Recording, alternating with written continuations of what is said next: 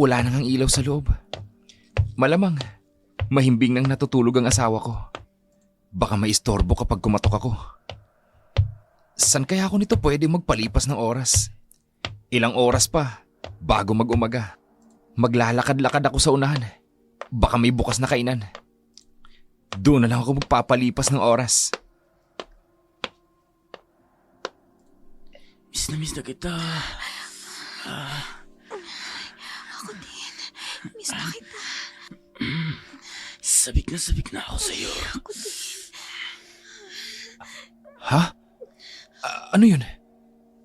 May naririnig akong ingay ha? Ha? Parang galing sa loob ng bahay. May kasama si Ellen sa loob. Hindi ako nagkakamali. Galing nga yun sa loob ng bahay. Mag-iisang taon palang kasal, sina Ellen at Dylan. Madalas na napapadpad sa ibang lugar si Dylan, lalo na kung may kontrata siya bilang isang kontraktor. Naiiwang mag-isa si Ellen sa bahay nila. Sa una pa lang, kinausap na niya ang asawa na magpatira sa kahit na sinong kamag-anak para may makasama siya habang nagtatrabaho siya sa ibang lugar. Ngunit tumanggi ang babae dahil nahihiya siya. Sapat lang ang perang kinikita ni Dylan. Oo nga't malaki ang bahay mula sa pamana nito sa mga magulang. Ngunit ayaw ni Ellen na may kamag-anak na makadadagdag pa sa gastusin. Kaya obligado si Dylan. Pagkatapos ng kontrata ay agad siyang umuwi sa asawa. Masinop si Ellen sa bahay. Malinis at maasikaso. Kwentado ni Dylan ang kanyang kinikita sa trabaho. Hindi buo ang iniintrega niya kay Ellen dahil lagi siyang nagtatabi ng pera. Para sa susunod na may bigla ang tawag mula sa malayong lugar, ay hindi na niya kailangang maghanap ng allowance at hindi na siya nanghihingi pa sa asawa. Lalo niyang hinangaan ang asawa dahil marunong pa itong humawak ng pera. Kung minsan nga'y naiisip niyang baka may trabaho na si Ellen dahil lagi itong namimili ng pangangailangan nila sa bahay. Kahit alam niyang ang kanyang sweldo ay kulang upang matustusan ang isang buwang gastusin sa tuwing umuuwi si Dylan sa bahay. Mabango nang naghihintay si Ellen sa kanya. May nakahain pang pagkain sa mesa, ngunit ang kapalit nito ay ang magdamag na pagtatalik nilang mag-asawa. Kahit pagod, ay ginagawa ni Dylan ang obligasyon sa asawa. Lagi siyang mainit na sinasalubong ng asawa. Marahil ay gusto ng magkaanak nito. Pareho silang malusog na mag-asawa. Ngunit sa isang taon ay hindi nagbubunga ang kanilang pagtatalik. Nang gabing yun ay nagkaroon ng abirya ang kanilang sinasakyan pauwi. Inisip nito na tulog na ang asawa. Wala siyang susi sa bahay. Pero nagbakasakaling mapagbuksan siya ng asawa. Nasa labas siya ng pinto, pagod, at nanlalata ang kanyang buong katawan sa pagod sa haba at tagal ng biyahe. Ellen! Ellen, buksan mo ang pinto! Ako to! Ellen!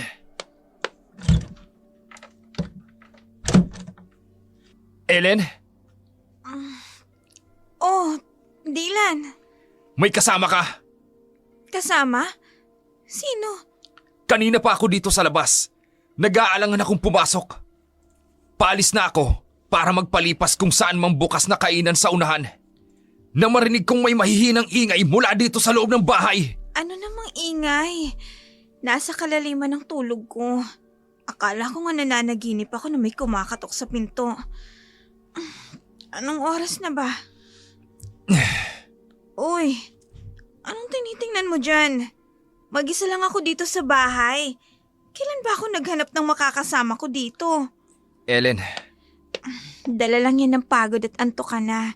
Guni-guni mo lang ang narinig mo. Wala akong kasama dito sa bahay. Ay, siguro nga. Pasensya ka na. Naputol ko ang tulog mo. Ang asawa ko talaga, oo. Siya na nga tong pagod at puyat sa pagtatrabaho. Ako pa rin ang inaalala. Ilang araw lang akong wala. Mukhang iba na ang gusto ng misis ko. Ha? Ang sexy ng suot mo. Ngayon ka lang nagsuot ng ganyan ka-sexy pantulog. Huwag mo na nga akong bulahin. Tingnan mo ang itsura ko, oh. Kagigising ko lang. Hindi mo lang ako nakapagsuklay. Bakit kasi ganitong oras ka umuwi? Pati pagkain mo, hindi ako nakapaghanda. Sorry na, asawa ko. Ilang beses na siraan ang sinasakyan namin pa uwi. Latang-lata nga ang buo kong katawan eh. Makapaghubad na nga. Kahapon ko pa suot to eh. Latang-lata? Eh di pagkabihis mo, matutulog ka na agad? Oo. Mga 4 na oras na lang ako matutulog eh. Pagising ko, ako na magluluto. Bakit aalis ka kaagad? Sang lugar ang sunod yung destino? Hindi. Gusto ko na habang nandito ako sa bahay, ako ang gagawa sa lahat. Ako ang magluluto. Ako ang maglalaba. Kakain at matutulog lang ang asawa ko. Talaga ha? Oo, asawa ko. Sige, ikaw ang lahat ng gagawa dito sa bahay. At ako naman ang bahala sa... Ha? Nagbibiro lang ako, Dylan. May itinatagong kapilya ng asawa ko ah. Ha? Pero gusto ko yan, Ellen. Pero ngayon, kararating ko lang. Magpapahinga muna ako ha. Bukas, sisimulan kong pagbawi ko sa'yo. Masaya ako dahil umuwi ka na, Dylan. Sana matagal bago ka uli ipadala sa ibang lugar. Pagtalikod ni Dylan upang magbihis at magpahinga, hindi nito nakita ang pag-irap ng asawa. Inis ito sa naudlot na eksena kanina. Ang pag-alis nito ng madalas at pag-uwi ng madalang ang dahilan kung bakit sa katagalan ay nawawalan siya ng gana dito. Kailangan pa rin niyang gawin ang obligasyon niya sa asawa. Pabor din naman sa kanya.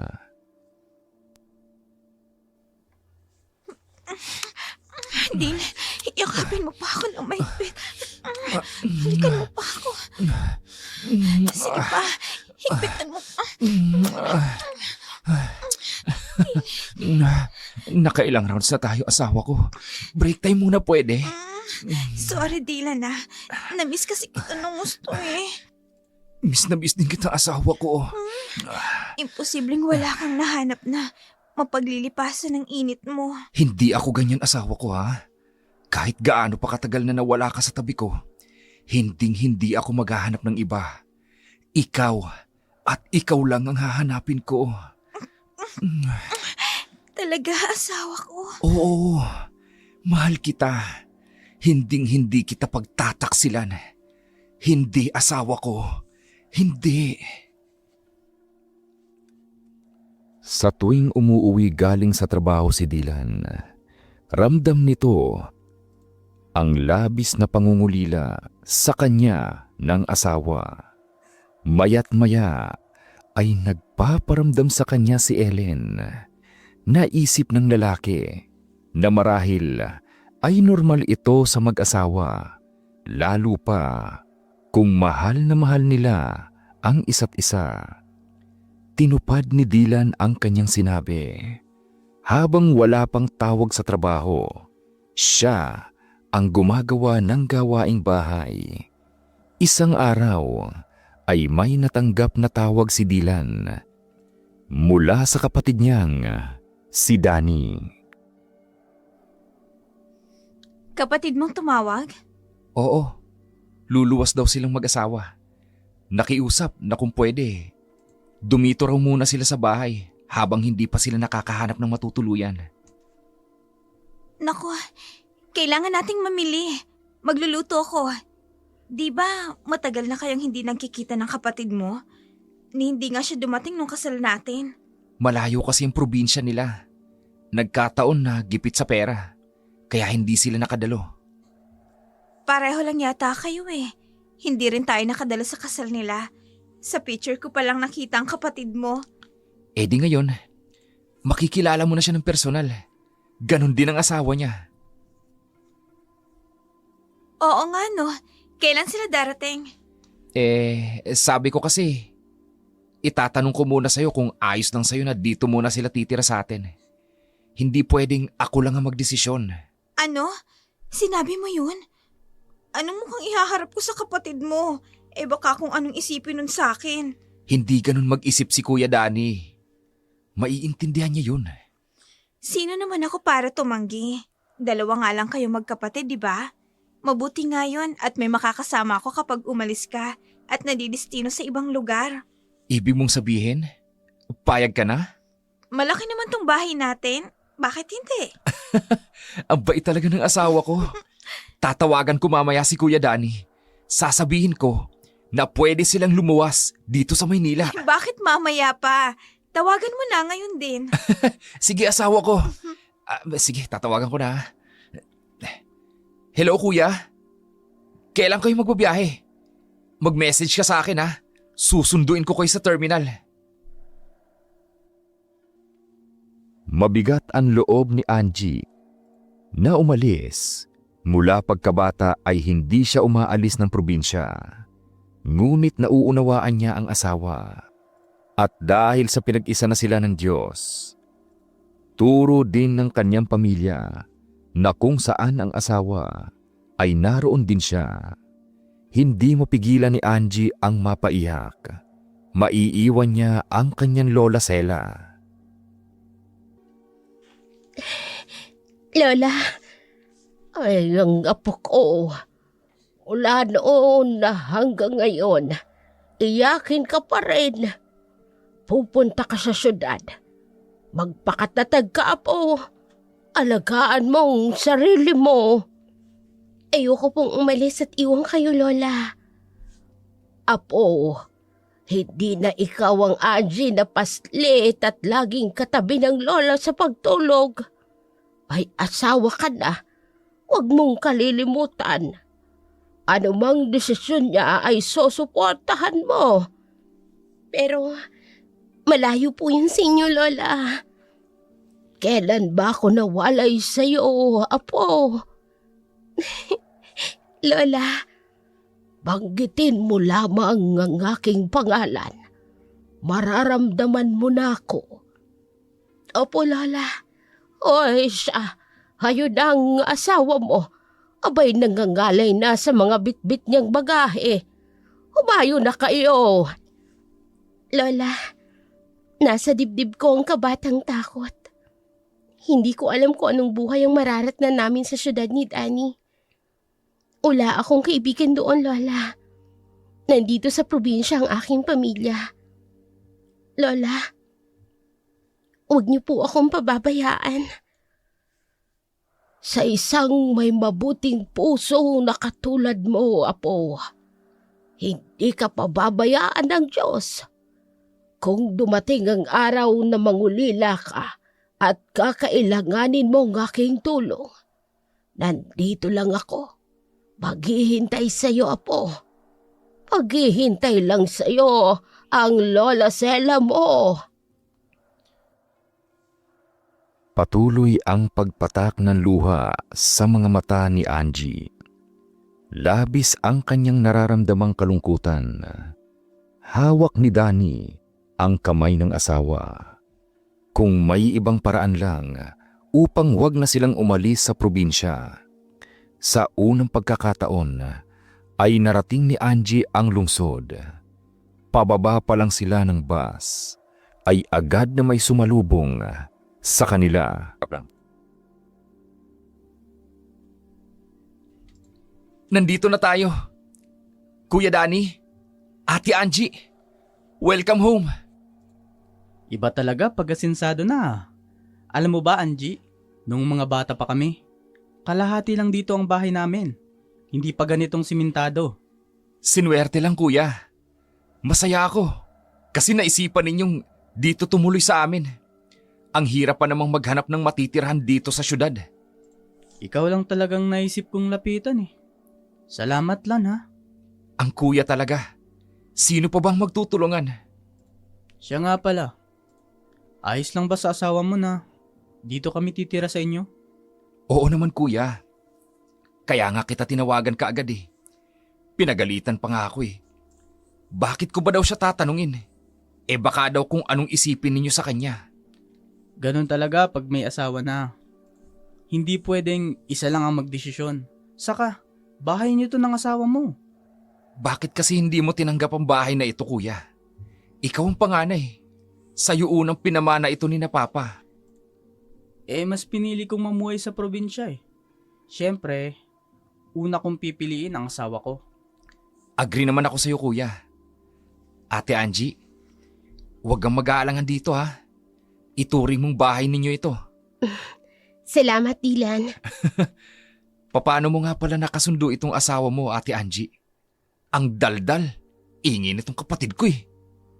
Kuya, hindi ako makapaniwalang napangasawa mo si Ate Angie. Mahiyain. Tipid pa magsalita. Ngayon lang yan, kasi nahihiya pa. Maingay din yan.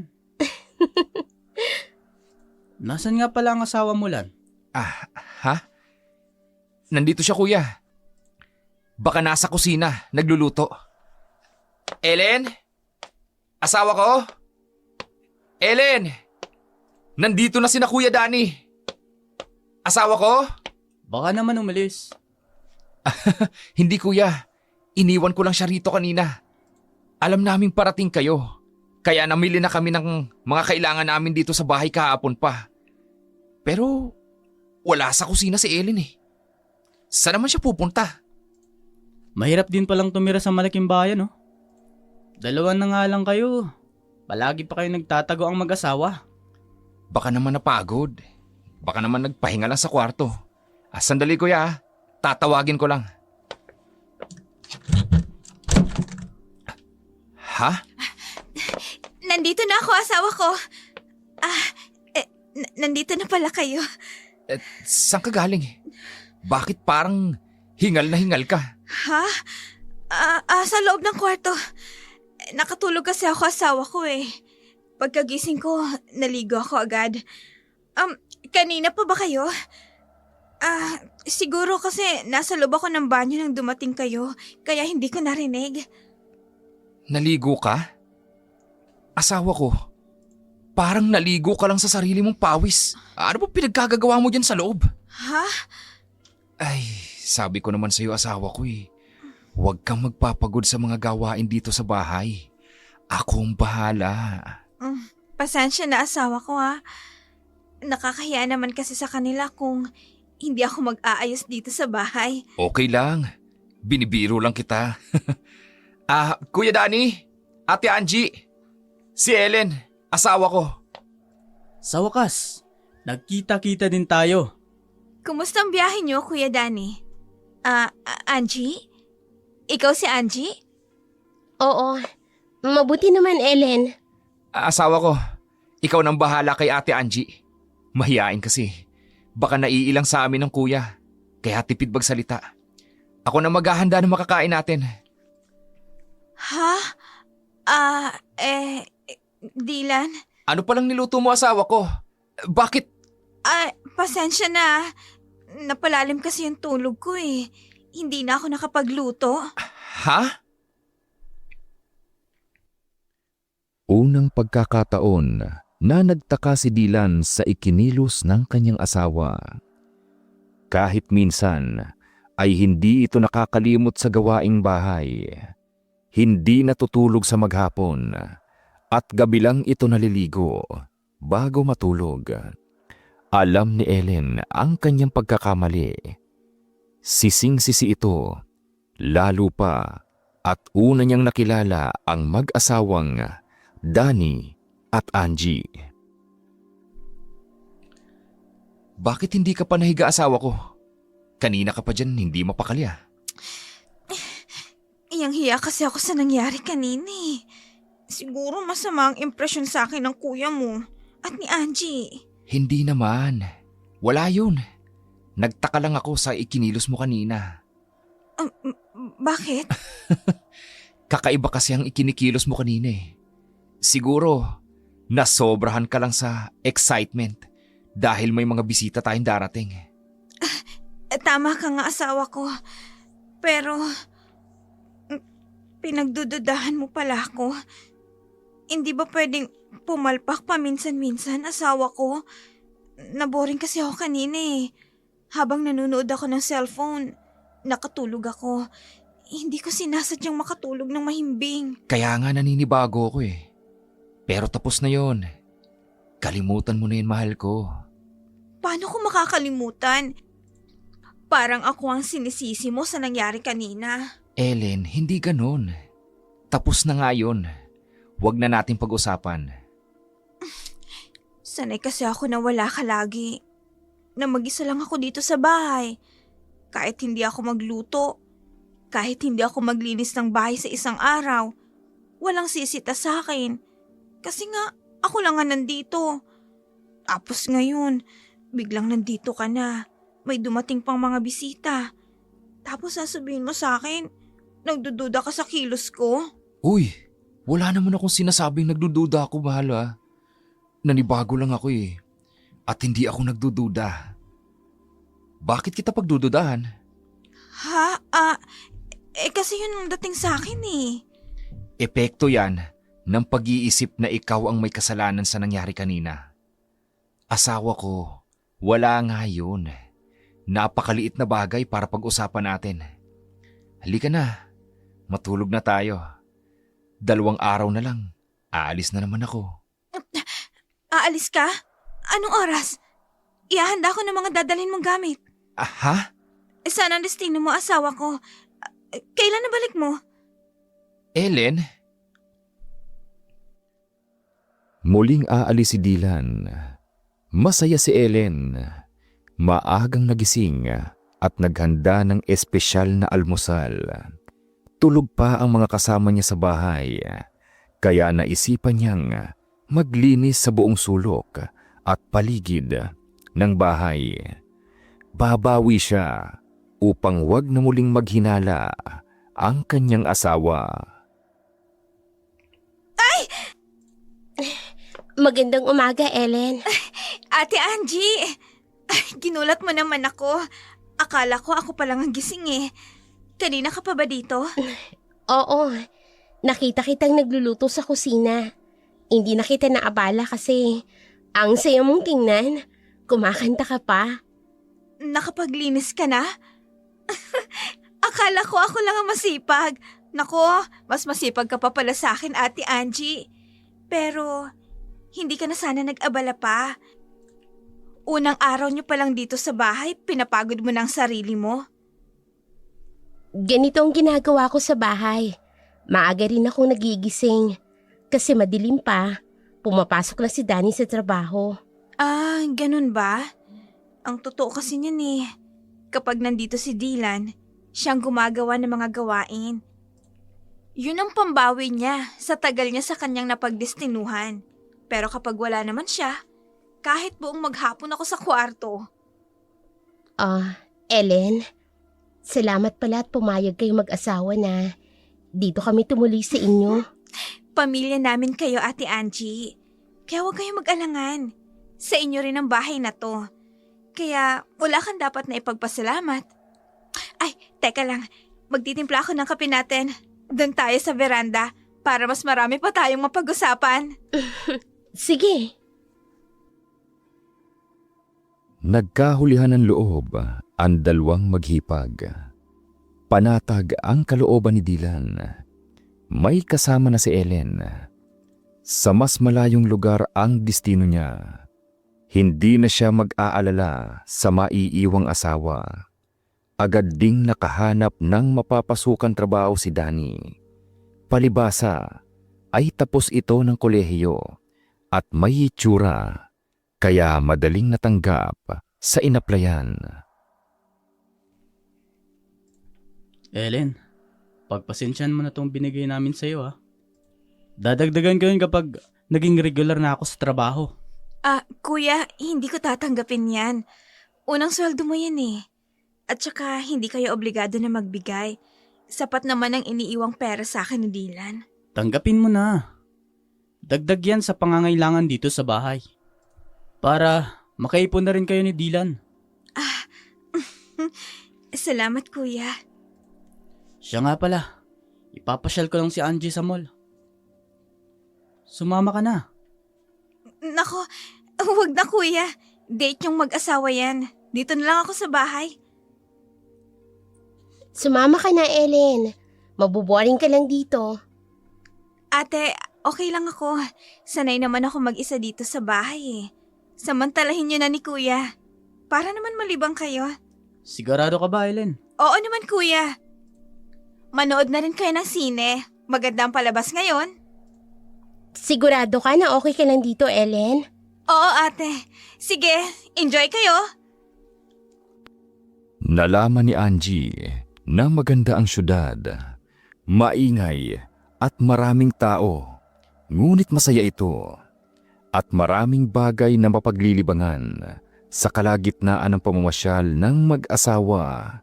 Nakatanggap ng tawag si Danny. Angie, baka hindi na tayo makamanood ng sine. Tumawag kasi sa akin yung supervisor namin. Pinapabalik na ako sa opisina. Ganun ba? Sige. Mabuti nga yun. Para makatipid tayo. Kung ano-anong pinapamili mo kanina eh. Siyempre, sa 2 taon nating pagiging mag-asawa, ngayon lang kita nailabas at naipamili ng mga gamit. Pero, paano pala ako makakauwi? Hindi pa ako gaanong pamilyar sa lugar. Isasama tuloy kita sa opisina para makilala mo rin mga katrabaho ko. Nakakahiya naman, Danny. At saka, tingnan mo naman ang itsura ko. Anong nakakahiya? Kahit ano pang itsura mo, ikaw pa rin ang pinakamagandang babae sa buong mundo. Shh! Huwag mo ang lalakasin ang boses mo. Ang daming tao dito. Totoo naman ah.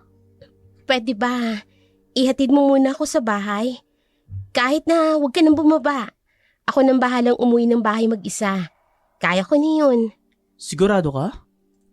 Ayaw mo talagang sumama. Iniisip ko din kasi si Ellen. Baka hinihintay na tayo. At saka, baka hindi pa yung kumakain. O sige, ikaw ang bahala. Siniguro ni Angie na mapag-aaralan ang lugar mula sa mall hanggang sa lugar na uuwian nila. Pagdating ay bumaba na si Angie at mag-isa na lang na umuwi ng bahay. Naharatnan niyang sarado ang lahat, pati bintana ng bahay. Inakalang walang tao at dala ng inip ay umalis si Ellen. Nakalak ang pinto, ngunit sanay sa buhay ng probinsya si Angie. Mababa lang ang bintana sa likod ng bahay. Inakyat niya ito at saka siya nakapasok sa loob. Pagpasok pa lang ay naulinagan niyang may tao sa loob ng bahay. Sa ganitong sitwasyon ay nakahanda si Ellen. Mahinhin at pinong kumilos. Ngunit alam kung paano protektahan ang kanyang sarili. Dahan-dahan itong nagmatsyag sa paligid. At naulinagang mga kaluskos ay nanggagaling sa mismong silid ni Ellen. Naisip ni Angie na hindi ito umalis ng bahay. Malapit na siya sa silid ni Ellen. Wala ka talagang kasawa-sawa. Ilang araw ka na bang hindi nadidiligan ng iyong asawa? Hindi araw, kundi 2 linggo. Wala siya eh. Di ikaw ang pumuno ng kulang sa akin. Mabuti at hindi ka nahahalata ng asawa mo. Kailangan nating mag-ingat. Dahil kung hindi, ikaw ang mawawalan at hindi ako. Binubusog kita sa pera at sa kama. Maghahanap ka pa ba ng iba kapag nahuli ako ng asawa mo? Ano ba sa palagay mo? Pilya ka talaga. Kaya gustong gusto kita. Kinilabutan si Angie sa kanyang narinig. Hindi na niya kailangang buksan ang pinto para makita kung anong ginagawa ng dalawa. Siya ang nangliliit sa ginawang pagtataksil ni Ellen kay Dylan. Di yata't nakuhang manlalaki ni Ellen habang nasa malayong lugar ang asawa para magtrabaho. Sa pag-uusap ng dalawang nasa loob ng silid, alam ni Angie na matagal nang may relasyon ng dalawa. Sa nalaman ay naapektuhan si Angie. Naawa siya sa kapatid ng asawa.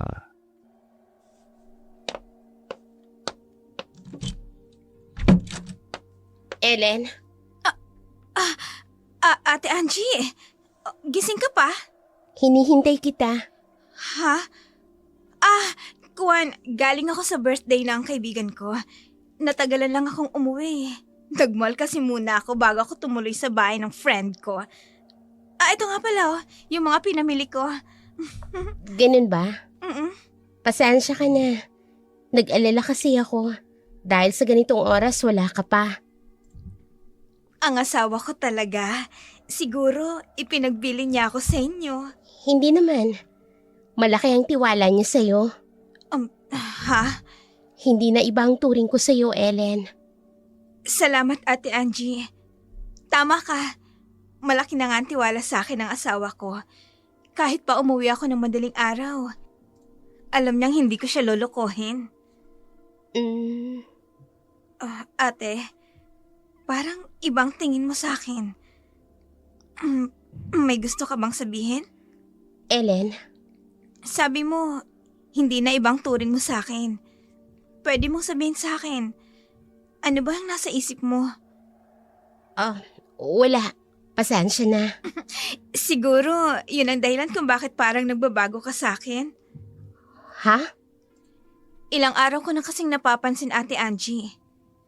Dahil ba sa madalas akong umuwi ng ganitong oras, iniisip mo na may ginagawa kang masama? Na niloloko ko ang asawa ko? Pasensya ka na, ha?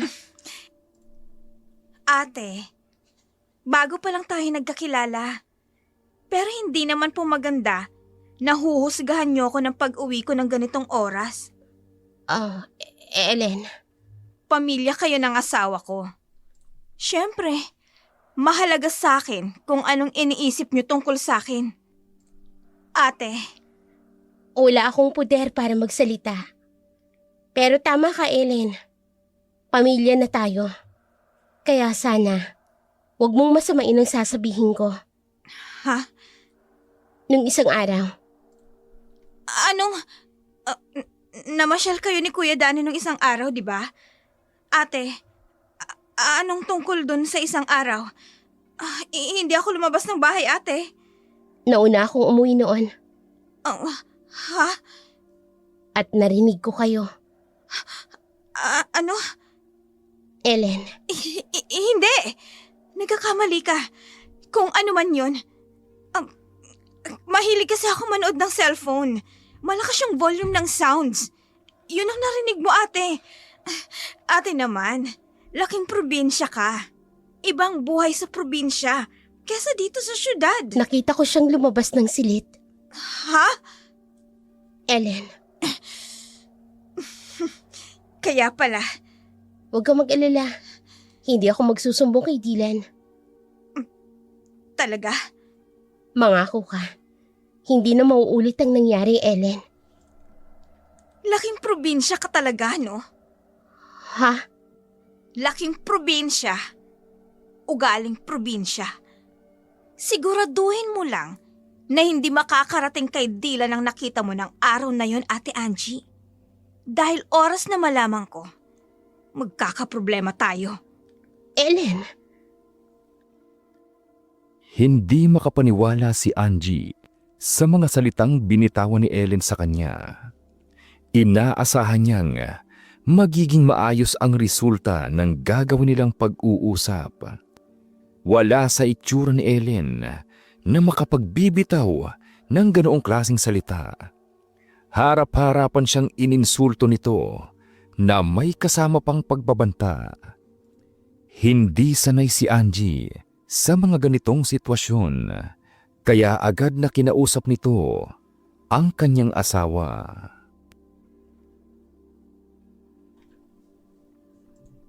May problema ba, Angie?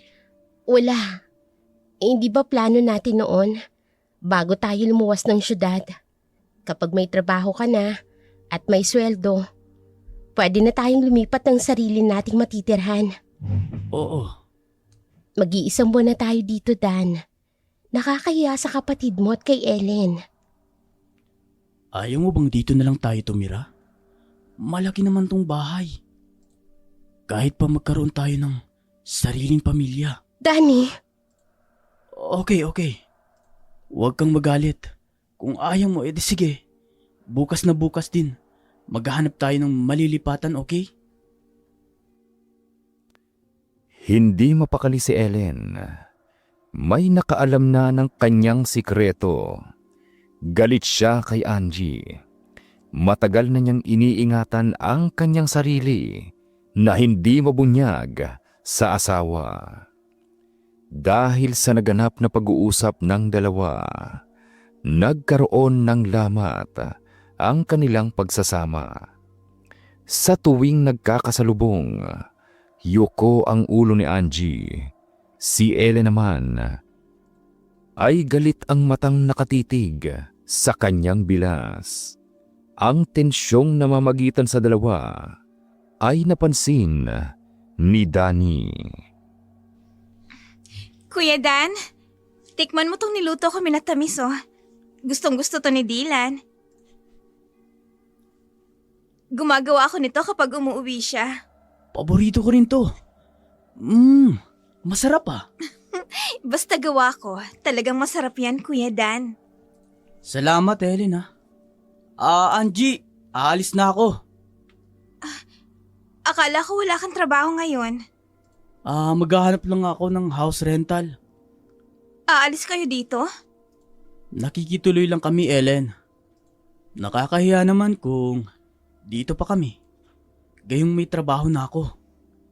Iiwan niyo ako mag-isa dito? Hindi niyo ba gustong tumira dito, Kuya Dan? Hindi naman sa ganun, Ellen. Sa totoo lang, mas maganda sana kung dito kami tumira. Mas makakatipid at may kasama ka habang wala si Dylan. Kaya lang, ayaw niyo akong kasama sa isang bubong? Siguro, galit sa akin si Ate Angie.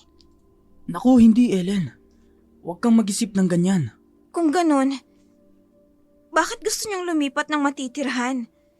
Halos hindi na nga tayo nagkakasalubong dito sa bahay. Kung ayaw niyo sa akin, edi pwede naman ako magstay sa silid ko ng buong maghapon. Ellen, Kuya Dan, teka. Huwag kang yumakap sa akin. ngayon pang nakilala na kita. Kuya Dan, huwag ka nang umalis. Dumito na kayo. Masaya ako kapag kasama kita. Ellen, Ngayon lang ako hindi nakaramdam ng labis na pangungulila kay Dylan. Kahit siguro isang buwan siyang hindi umuwi, hindi ako malulungkot. Kasi nandito ka, Kuya Dan. Ellen. Totoo, Kuya Dan. Kapag nakikita kita, para ko na rin kasama si Dylan. Kuya Dan, please, huwag ka nang umalis. Alang-alang sa kapatid mo. Ha? Nakaramdam ng kakaibang init si Danny sa katawan nang yakapin siya ng mahigpit ni Ellen. Iba ang yakap ng babae. Ramdam ang mali siya. Ngunit itinuloy pa rin niya ang paghahanap ng malilipatang bahay para sa kanilang mag-asawa. Habang dumadaan ang mga araw, napansin nito ang madalas natitig sa kanya ni Ellen. Tuloy ay umiiwas siya sa tuwing sila lang na dalawa. Hello, sexy. Romel, anong ginagawa mo dito? Paano ka nakapasok? Bukas ang pinto. Walang tao, kaya tumuloy na ako dito. Miss na kita. Teka, sandali lang, Romel. Sandali. Simulan na natin ang laro. Teka, sandali lang. Teka lang. Ibang laro ang gusto mo? Larong tulakan? Teka. Hindi na tayo pwede dito. Ano? Bakit? Di ba sabi mo, matagal bago bumalik ang asawa mo? Oo nga. Kasama ko dito ang pamilya niya. Ano? Nasaan ba sila? Wala akong nakikitang ibang tao eh. May nakakita na sa'yo. Ha? Ano? Pero alam kong hindi siya magsusumbong sa asawa ko. Dahil malaking gulong mangyayari. Yun naman pala eh. Di ituloy na natin ang ligaya. Romel, Ano ba? 2 araw na tayong hindi nagsisex. Ngayon ka pa magpapakipot? Kung walang problema, di masaya. hindi nga pwede dito. Sa labas na lang tayo magkita. Iba ang katalik mo sa labas. Pinili mong dito ako sa bahay niyo pumunta. Hindi na ako makikipag-agawan pa sa mga lalaki mo sa labas. Tumigil ka nga, ano ka ba? Baka lihim na namang nagmamatsyag sa akin ng babaeng yon. Natatakot ka. Kasi may nakakaalam ng sikreto mo. Ano naman? Masisisi ba nila ako? Lagi ako naiiwan ng asawa ko. Halika na. Palalamigin ko ang ulo mo. Paiinitin ko ang katawan mo. Romel, sandali. Iba talaga kapag piyudo. Init na init. Gutom na gutom sa sex. At iba ka. Sabik na sabik. Ang sarap lumutakin sa kama. Romel, kaya ayokong bitiwan ka. Pero seryoso, Romel. Huli na natin dito sa bahay. Sa hotel na tayo magkikita. Kahit saan. Basta kasama kita. Oh, Elena. Patuloy ang mainit na pakikipagrelasyon ni Ellen sa biyudong si Romel. Sa mismong bahay pa nila ito ginagawa. Wala itong pag-aalinlangan. Kahit alam na ni Angie, sa mga tingin ni Ellen kay Angie, parang si Angie ang pinalalabas nitong may kasalanan. Lingid sa kaalaman ni Angie, pinag-iinteresan na rin ni Ellen si Danny. Angie, pakibot nga ng tuwalya. Salamat. Walang anuman, Kuya Dan. Ellen, bakit ikaw ang nagabot ng tuwalya? Huwag kang pumasok. Hubot-hubad ako. Huli na, nakita ko na, Kuya Dan. Ano? Mas maganda ang katawan mo kaysa kay Dylan. Lalaking lalaki. Matipuno ang braso. Kuya Dan. Ellen, wag! Wala si Ate Angie. Nasa labas siya nagwawalis. Tayo lang dito. Kuya Dan, sabik na ako. Kahit isang beses lang, pagbigyan mo na ako. Ellen! Kuya Dan, sige na. Init na ako. Mabilisan lang. Bago dumating si Ate Angie. Sige na, yakapin mo ako ng maigpit. Angkinin mo ko. Ellen!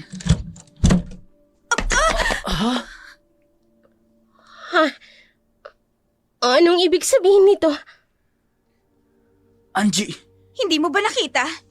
Inabot ko sa kanyang tuwalya. Wala ka eh. Pagpasalamat ka nga dahil nandito ako habang wala ka. Ellen! Angie! Sabihin mo sa akin, walang ibang kahulugan ang naratnan ko ngayon. Angie! Huwag puro Angie lang, Danny! Sagutin mo ang tanong ko! Sandali. nabigla ako sa nangyari. Hindi ko alam Kung kung... hindi ako dumating, tuluyan ka nang nadaring sa babaeng yun? Mabilis ang nangyari. Hindi ko alam kung bakit niya nagawa yun, Angie. Huwag ka munang magalit, okay? Ayokong mag-away tayo. Ayokong masira tayo, Sa Angie. tingin mo, pagkatapos nito, wala bang magbabago, Danny? Wala. Kasi mag-asawa tayo. Yun nangyari kanina. Dala lang yun ng bugso ng damdamin. Huwag mo nang ipagtanggol ang ginawa niya. Angie, At sa naratnan ko kanina, sa palagay ko, hindi lang si Ellen na may kagustuhan nun. Gusto mo rin yun, Danny. hindi ko yun ginusto. Bakit ka nagpayakap sa kanya? Angie, Ito ang dahilan kung bakit kita kinukumbinsi na lumipat tayo. Dahil lalakero ang hipag mo, Danny! Angie, asawa siya ng kapatid ko.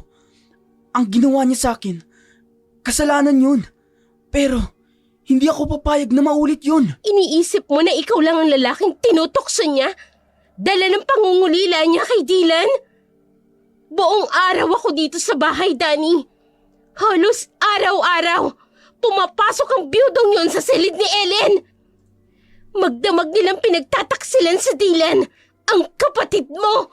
Angie, ano bang sinasabi mo? Hindi ka naniniwala sa sinasabi ko? Anong iniisip mo, Danny?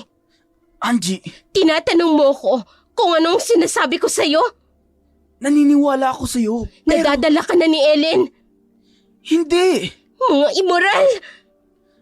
Angie, ano ba? Huwag kang magsalita ng ganyan. Kasalanan ng nakita mo. Pero hindi dahil nakita mo, iniisip mo ng taksil ako sa'yo. Magsama kayo! Angie!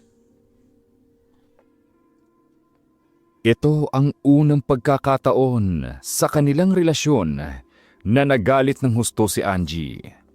Madilim ang paningin ng babae habang tinungo niya ang silid nilang mag-asawa. Buo na ang kanyang isip na mag-impake at umalis. Biglang humarang sa kanyang daraanan si Ellen.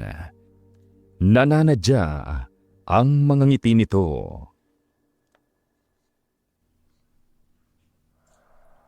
Pasensya ka na, Ate Angie, ha? Dapat kasi, hindi mo iniiwang mag-isang asawa mo. Katulad ko. Alam mo naman, di ba? Pati ang kapatid ng asawa mo? Sorry na. Nasabik lang eh. Pero magpasalamat ka pa rin. Dahil wala namang nangyari. Intro lang naman yun. Wala ka na talagang kahihiyan sa katawan, Ellen. Sa ginawa mo, malalaman to ng asawa mo. Ano?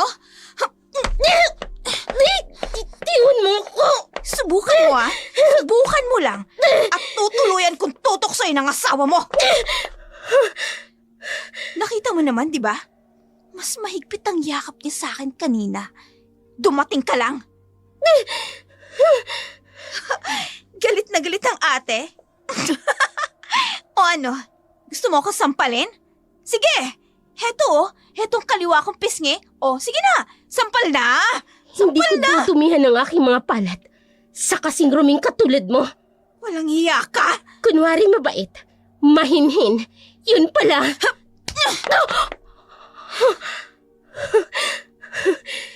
Yan ang pagkakamaling ginawa mo. Sinaktan mo ko. Hindi lang yan ang gagawin ko sa'yo. Kapag nakarating ito kay Dylan. Walang sikretong nananatiling lihim, Ellen. Maghintay ka! Walang inaksayang oras si Angie. Sa isang iglap ay nangyari ang hindi niya inaasam sa pagsasama nilang mag-asawa. Agad siyang nag-impake at umalis sa bahay na yon. Iniwan si Danny na tuliro ang isip at nabigla din sa bilis ng mga pangyayari. Samantalang nag-aalala din si Ellen. Alam niyang malalaman ni Dylan ang lahat. Ngunit nangibabaw ang sakit nito sa katawan. Sa tuwing makakaramdam ng init, kailangan niyang makahanap ng makakatalik.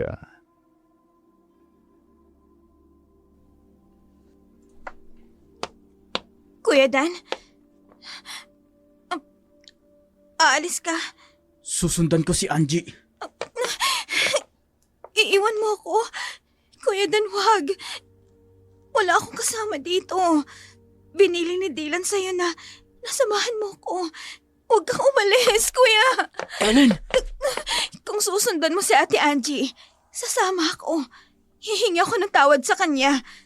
Hindi ko naman ginusto mag-away kayo eh. Kapatid ng turing ko sa'yo. Nasaktan ko ang damdamin ni Angie. Mahal ko ang asawa ko. Kasalanan kong nangyari, Kuya Dan. Kapag nalaman ito ni Dylan, hihiwalayan niya ako. Pero mahal na mahal ako ng kapatid mo. Gusto mo ba siyang masaktan? Kuya, kung kailangan lumuhod ako at magpakaawa kay Ate Angie, gagawin ko. Bumalik lang siya dito. Babawi ako. Pinagsisisihan ko ginawa ko sa'yo. Kuya Dan, sige na. Hindi ko alam kung babalik pa kami dito ng asawa ko. Sa nangyari, wala na ang tiwala namin sa'yo. Kaya nga ako nagmamakaawa eh. Magmamakaawa rin ako kay Ate Angie. Patawarin niya lang ako. Pangako, hindi na mauulit pa. Please, Kuya Dan, alang-alang kay Dylan. Huwag kang umalis. Iniisip mo rin pala ang nararamdaman ng kapatid ko. Pero, kailan mo pa siya niloloko? Ano? Kailan nagsimulang iniiputan mo ang ulo ni Dylan?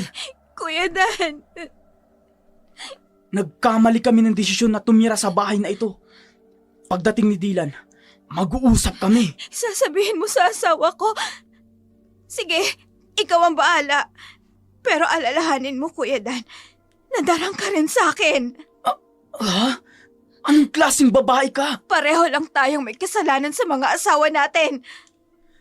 Kahit hindi dumating si Angie, sa tingin mo, hahayaan kung may mangyari sa atin? Kung hindi dumating si Angie, sa tingin ko, sobra pa doon ang ginawa natin. Sorry, Kuya Dan, sorry. Huwag kang umalis. Huwag mo akong iwan. Tabi! Kuya Dan! Kuya Dan!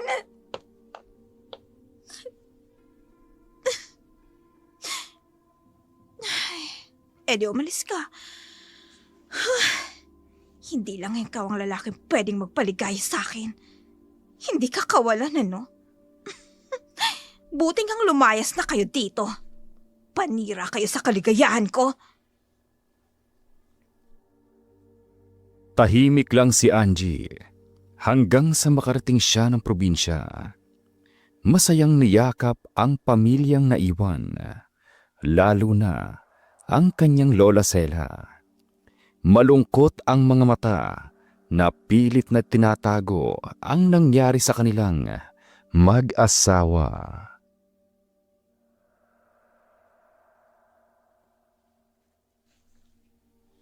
Angie.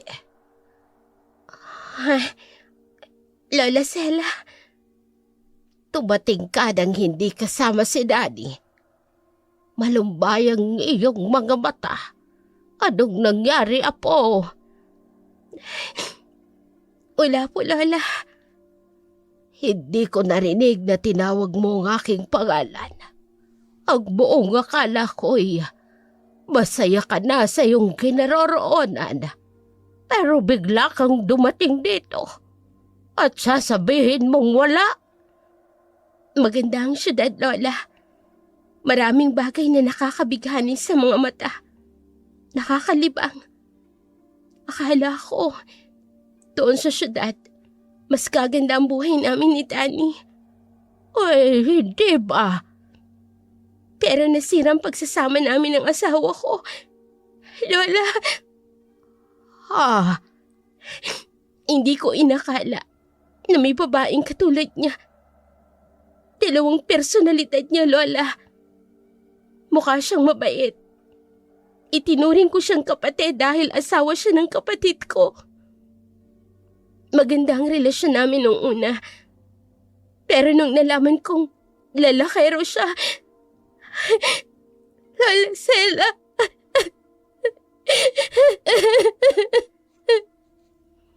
Masakit sa dibdib na marinig kong umiiyak ka.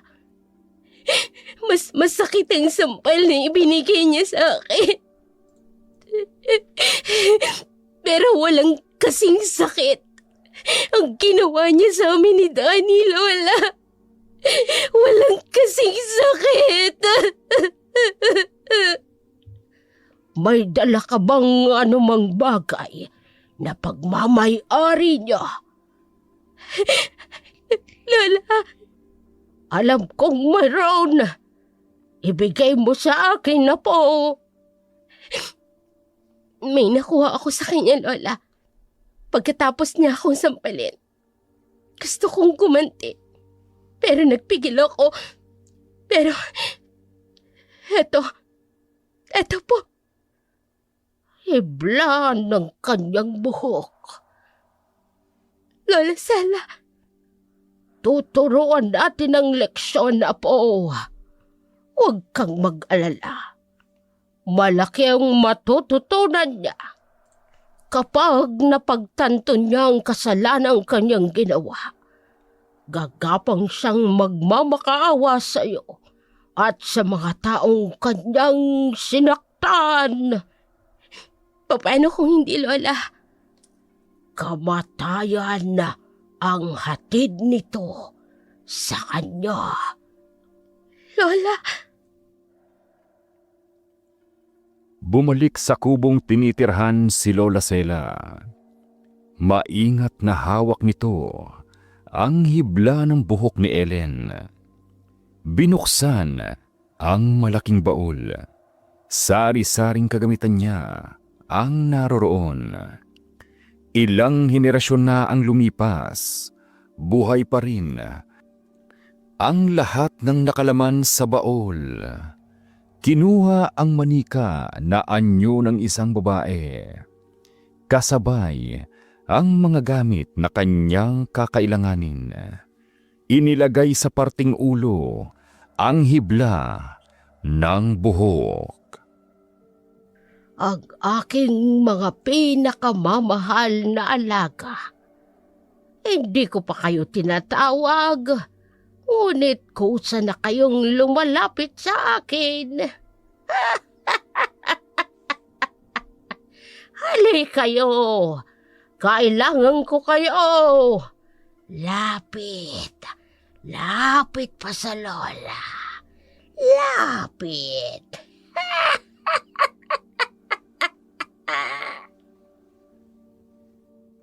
Walang inaksayang oras si Danny.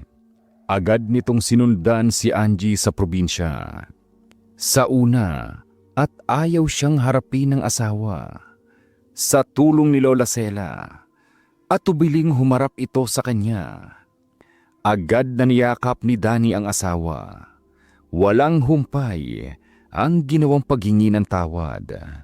Napayakap na rin ang babae sa kanya. Ayoko nang bumalik sa syudad. Dito na ako sa probinsya titira. Bumalik ka sa syudad, hindi kita pipigilan. Anong gagawin ko dun? Kung gusto ng pinakamamahal kong asawa, ang manirahan dito sa probinsya. May pangarap ka, Danny. Kailanman, hindi ako magiging hadlang sa pag-asenso mo. Okay lang ako dito. Ikaw ang dahilan kung bakit ako nangarap. Walang silbi kung hindi kita kasama. Danny, Yun na ang una at huli nating pagsasagutan, Angie. Hindi ako papayag na muli kang mawalay sa akin. Hindi ko kakayanin. ganun din ako, Danny. Pero masama ang mga ako. Tao lang tayo. Hanggat ang mundo ay mundo, patuloy tayong magkakasala. Pero hanggat ang Diyos ay nasa ating puso, matuto tayong humingi ng tawad at bukas tayo sa pagbabago. Danny, Bakit malungkot pa rin ang mahal ko? may dapat kang malaman. Ano? Si Lola Sela. Angie, anong ginawa ni Lola Sela? Ano? Halos isang buwan na nawalay si Dylan sa asawa. Triple ngayon ang kanyang pananabik sa asawa. Sa pinto pa lang ng bahay ay masaya na nitong tinatawag ang asawa. Ngunit walang sumasagot. Ngayong bukas ang mga bintana at pinto ng bahay nila, tuloy-tuloy siyang pumasok sa loob. Asawa ko, nandito na ako. Salubungin mo naman ako, asawa ko. Marami akong pasalubong sa'yo. Kuya Danny, Ate Angie, nasa na kayo? Nandito na ako.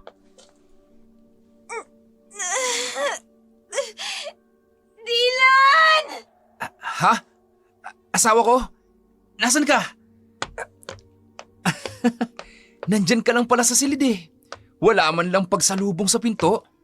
Porket may mga kasama ka na dito sa bahay, mukhang hindi mo na ako namimiss. Asawa ko? Ha? Dylan, ang sakit. Ha? Anong nangyayari sa'yo? Bakit hawak mo ng marin yung tiyan mo? Dylan, parang... Kailan pa to? Teka. Kuya Danny? Ate Angie? Ellen, nasan sila? Umalis na sila. Iniwan nila ako. Ano? May cellphone. Bakit walang sinabi sa akin si Kuya Danny? Wala siyang message. Kailan pa sila umalis?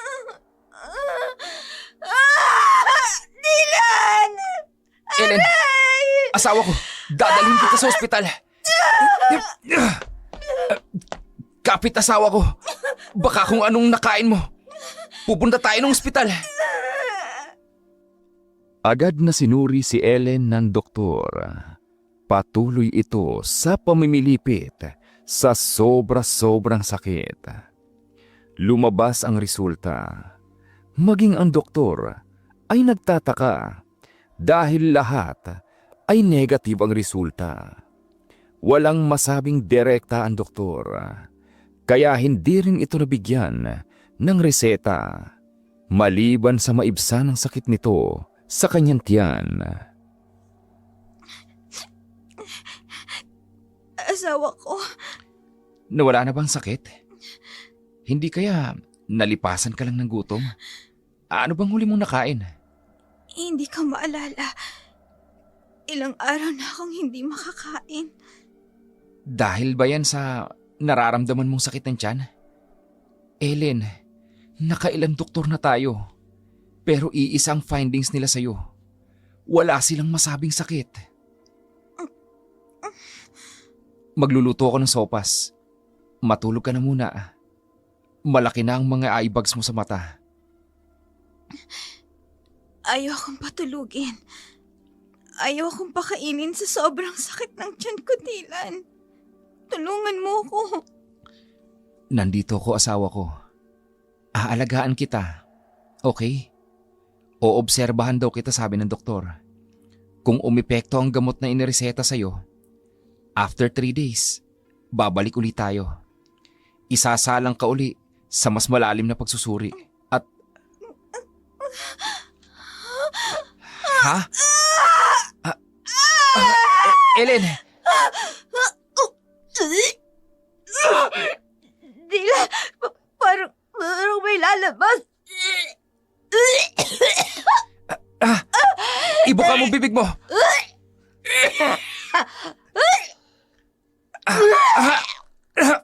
Ang baho! At... Ha! Ipis! Aray! Diyos ko! Puro ipis ang lumalabas sa bibig mo, Ellen! Anong nangyayari sa'yo? Bakit nangyayari ito sa'yo, Ellen? Nakailang ulit ang pagsusuri. Nakailang doktor. Ngunit wala pa ring resulta sa sakit ni Ellen. At dahil sa mga kulisap na lumalabas sa isinuka ng babae, naisip ni Dylan na hindi sa doktor, kundi sa albularyo dadalhin ang kanyang asawa. Palapit pa lang sila, may isang matandang lalaki ang nakatayo sa pintuan ng bahay na titig sa kanila. Malapit na sila sa matanda nang bigla silang pinahinto sa paglalakad at pinigilang makalapit sa kanya. Hindi ko kayo tatanggapin dito. Sa ibang albularyo kayo pumunta. Lolo, maawa na po kayo. Hindi niyo po alam kung ano pong sakit ng asawa ko. Gamutin niyo po siya. Magbabayad po ako kahit magkano. Malaman ko lang kung bakit nagkakagantong asawa ko. Katulad ng sinabi ko, hindi ko kayang gamutin ang asawa mo. Paano niyo po nasabing kayo ang kilalang albularyo sa lugar na ito? At hindi niyo pa po natitingnan ng asawa ko. Gusto ko pong malaman kung ano pong sakit ng asawa ko. Walang sakit ang asawa mo. Pero sumusuka po siya ng mga kulisap. Maraming lumalabas na ipis sa kanyang katawan. Malakas ang kapangyarihan na ibinigay sa kanya. Isang kaparusahan mula sa taong may matinding galit sa kanya. Wala akong kaaway ang asawa ko. Tanungin mo ang asawa mo. Tanging siya ang makasasagot sa nangyayari sa kanya ngayon. Imposible. Wala akong kaaway. Walang galit sa akin. Ellen? Hindi. Hindi. Umalis na kayo! Hindi ko kayang kontrahin ang kapangyarihan na kumapit sa'yo, babae! Anong nangyayari sa asawa ko? Kagagawa ng isang makapangyarihang mampaparang ang gumawa niyan sa asawa mo, lalaki! Ano? Huwag niyo nang patagalin pa. Kausapin niyo ang taong ginawan mo ng kasalanan, babae, bago pa mahuli ang lahat. Galit si Ellen. Walang ibang gagawa nito sa kanya. Wala sa mga lalaki niya ang may lakas ng loob na barangin siya. Dahil lahat sila ay napaligaya ng gusto. Ngunit hindi na niya kayang sakit. Pero hindi niya masabi sa asawa kung sino. Isang gabi, dahil sa pamamanhid sa sakit, ay nakapahinga siya.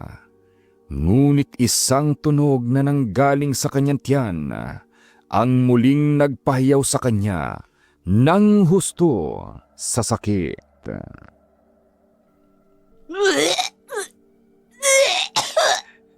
Ellen, asawa ko. Mga maliliit na ahas! Dylan! Diyos ko! Ano nangyayari? Bakit nangyayari to sa'yo?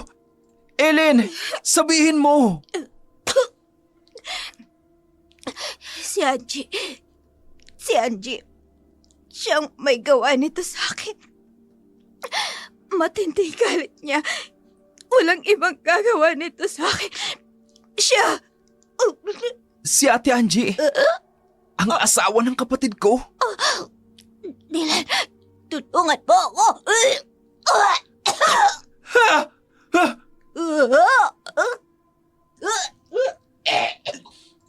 Diyos ko! Halos gumapang na si Ellen sa labis na sakit. Kung ano-anong mga kulisap at hayop ang lumalabas galing sa kanyang tiyan. Pilit nilang tinatawagan ang mag-asawang Danny at Angie. Ngunit hindi nila ito makontak. Sila na mismo ang nagsadya para puntahan ito sa probinsya. Maraming tanong ang naglalaro sa isipan ni Dylan. Anong katotohanan sa likod ng pagpapahirap sa kanyang asawa?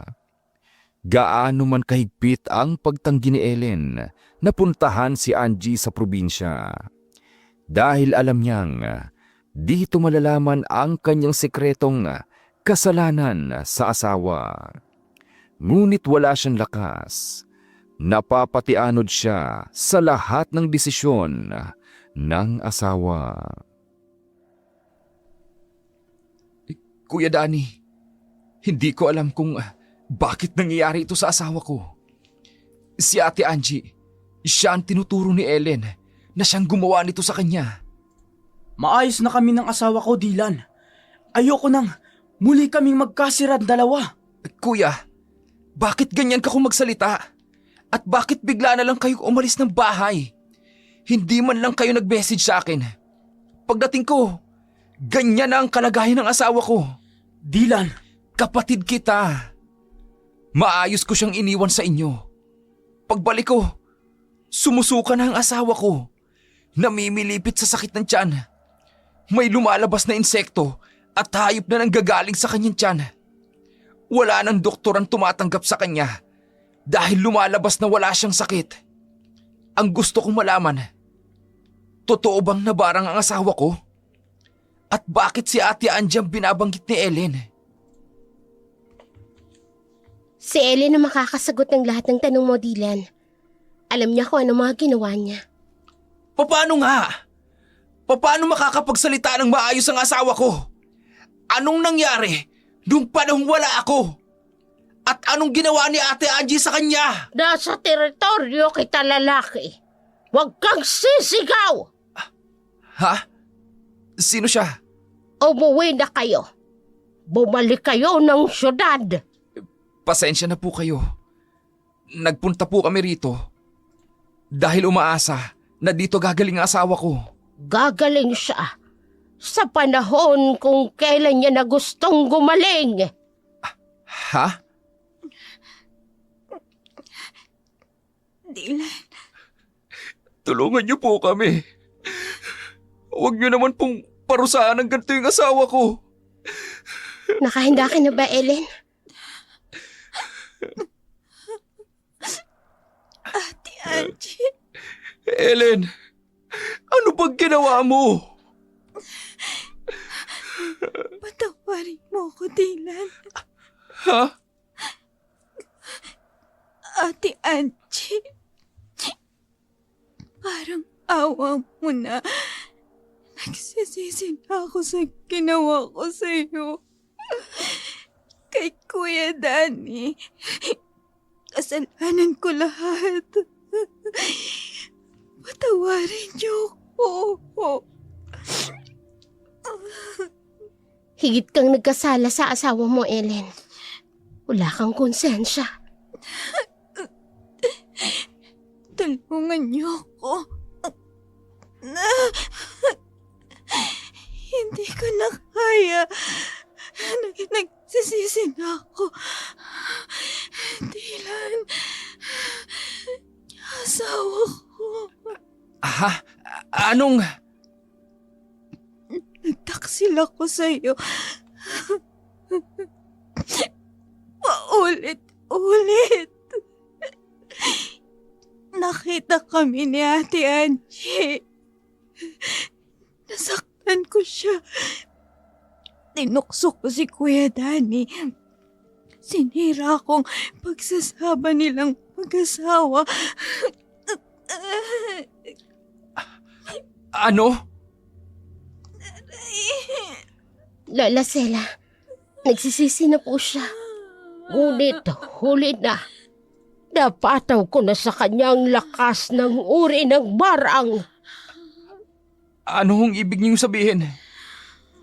Madali lang humingi ng tawad sa nagawan mo ng kasalanan.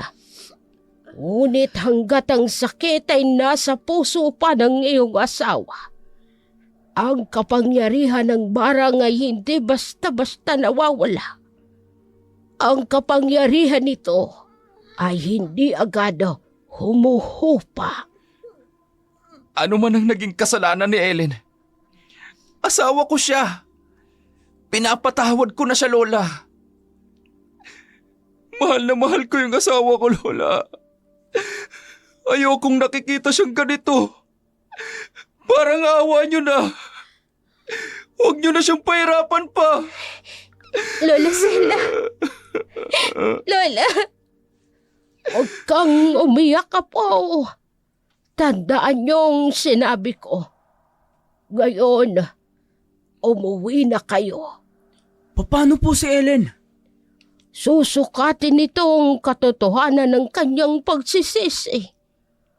Ang kapangyarihan ng barang ay naayon sa dumi ng iyong puso. Ito ay mawawalang bisa kapag malinis na ang puso mo, babae.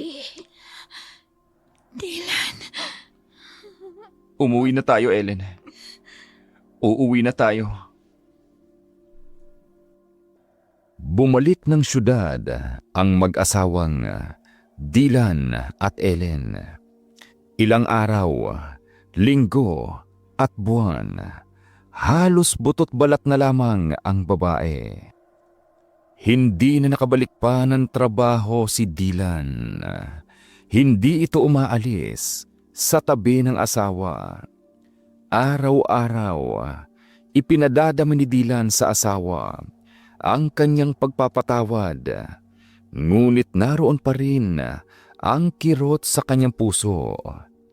Sina Danny at Angie, hindi man lumuluwas sa syudad, ay regular na nagpapadala ng tulong sa dalawa. Tanging sa cellphone na lang, nagkukumustahan ang magkapatid na Dylan at Danny. Si Angie ay nananalangin sa lubusang paggaling ng kanyang hipag. Si Lola Sela ay muling ibinalik ang mga kagamitan sa baul, kasama ang manikang may anyong babae. Tinanggal ang hibla ng buhok sa ulo ng manika. May munting ngiti sa labi.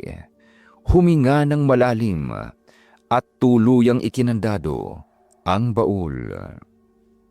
Kinaumagahan, handa na ang mainit na sabaw na ipapahigop ni Dylan sa asawa. Nakahiga pa rin ito sa kama. Gigisingin niya na ito. Inalis ang kumot na nakabalot sa katawan ng babae. Dumilat ang mga mata ng asawa. May buhay na ang mga mata nito. May ngiti sa labi. Ellen, Asawa ko. magaling ka na. May masakit pa ba sa'yo? Meron pa ba? Wala na, asawa ko. Salamat sa Diyos. Salamat, Dylan. Hindi mo ako binitawan. Patawarin mo ako, asawa ko. Shh! Noon pa kita pinatawad. Matagal bago naghihilam ang kirot sa iyong puso. Kanina, pagising ko, ni kirot, wala na ako naramdaman. Salamat, asawa ko. Tuluyan mo na akong pinatawad. Ellen, asawa ko, mahal na mahal kita. At totoong mahal na kita. Totoong totoo. Salamat, Dylan. Magiging isang mabuting asawa ko sa'yo. Oo. Walang mababawa sa tiwala ko sa'yo.